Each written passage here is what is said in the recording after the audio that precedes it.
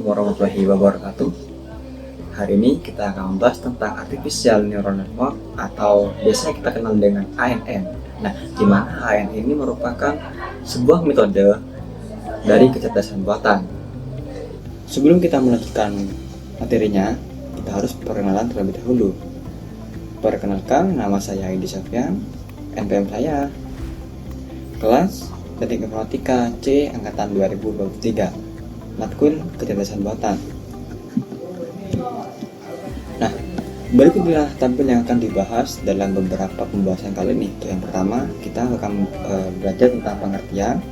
Yang kedua, struktur dan cara kerja ANN, fungsi ANN, dan penerapan ANN di dunia nyata. Yang terakhir, kelebihan, kekurangan, dan masa depan. Nah, bayangin kalau kamu punya komputer yang bisa belajar sendiri, mengenali wajah kamu, menebak suara kamu, bahkan kasih saran lagu yang kamu suka. Keren kan? Nah, semua itu bisa terjadi karena yang namanya Artificial Neural Network atau ANN. Nah, di video ini kita akan bahas tuntas apa itu ANN, gimana cara kerjanya, dan kenapa teknologi ini jadi tulang punggung dari AI zaman sekarang. Untuk yang pertama, apa itu ANN? Nah, Artificial Neural Network adalah sebuah model komputasi yang terinspirasi dari otak manusia. Nah, ANN terdiri dari unit-unit kecil yang disebut neuron buatan yang terhubung satu sama lain, membentuk jaringan yang bisa belajar dari data, beda dengan algoritma biasa yang cuma pakai rumus tetap. ANN bisa belajar sendiri, memperbaiki dirinya dari kesalahan, dan jadi makin pintar setiap kali digunakan. Nah, berikut contoh dari neuron dan ANN. Nah, untuk pembahasan selanjutnya, kita akan membahas tentang struktur dan cara kerja ANN.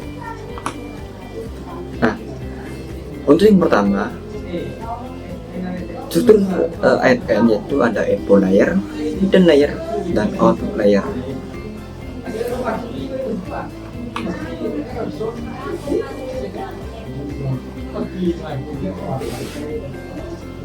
Nah, gimana prosesnya? Untuk yang pertama, data masuk ke input layer. Nah, setiap neuron dihubungkan dengan bobot, lalu dihitung atau dikalikan dan dijumlahkan.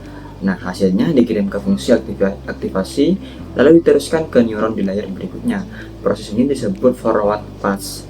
Tapi ANN nggak cuma itu. Kalau hasilnya salah, dia akan memperbaiki bobot lewat proses yang disebut back propagation.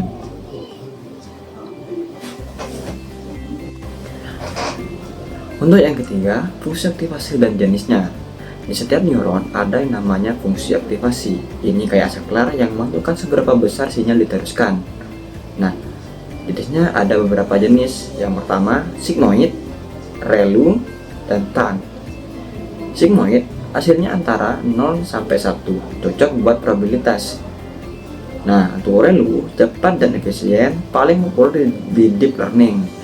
Yang ketiga, tan, hasil antara -1 sampai 1, lebih sensitif terhadap data.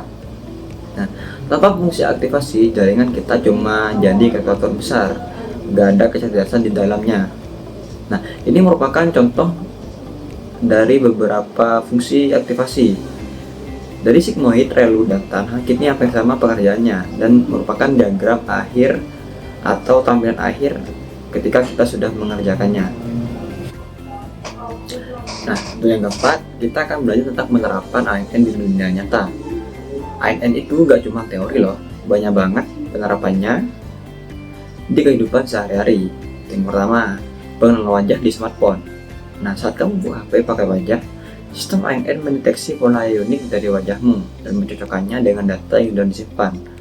Seperti halnya kalian ketika kalian membuka handphone kalian menggunakan pengenalan wajah, itu merupakan salah satu metode kecerdasan AI dari ANN atau Artificial Neural Network.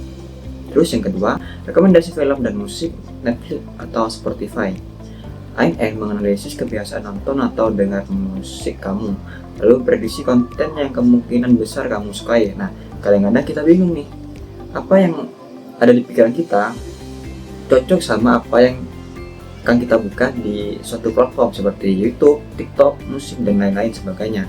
Itu merupakan hasil kerjaan dari Artificial Neural Network atau ANN. Nah, yang ketiga, deteksi penipuan transaksi bank. Sistem AIN mempelajari transaksi normal dan memberi peringatan saat ada transaksi mencurigakan. Nah, misalnya kita nih, kita tidak pernah merasa ada yang rajin jago kita. Nah, itu dari sistem bank akan mengirimkan sinyal ke handphone kita. Jadi sistem bank amalnya aktif langsung. Nah, untuk AIN ini banyak dalam kehidupan sehari, tapi yang saya akan bahas ada 3. Seperti yang tadi, pengalaman aja, rekomendasi film musik, deteksi penipuan, transaksi bank.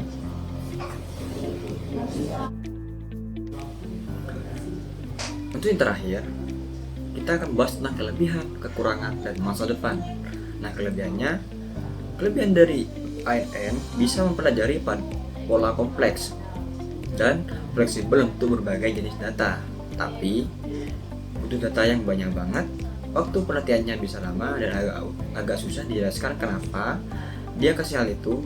Itulah kenapa ini disebut juga black box model. Tapi tenang aja, dengan pemahaman dasar ini kamu udah punya bekal buat masuk ke dunia AI yang lebih dalam. Artificial Neural Network adalah fondasi dari revolusi AI yang kita rasakan sekarang. Dari pengenalan wajah sampai mobil tanpa sopir, semuanya berawal dari jaringan neuron buatan. Nah, kalau kamu udah paham konsep dasarnya, maka selanjutnya tinggal eksplorasi model lanjut seperti CNN, RNN, dan bahkan transformer. Tapi ingat, semua itu dimulai dari sini, dari NN. Mungkin itu penjelasan tentang Artificial Neural Network, atau biasa kenal dengan NN. Selebihnya mohon maaf. Wassalamualaikum warahmatullahi wabarakatuh.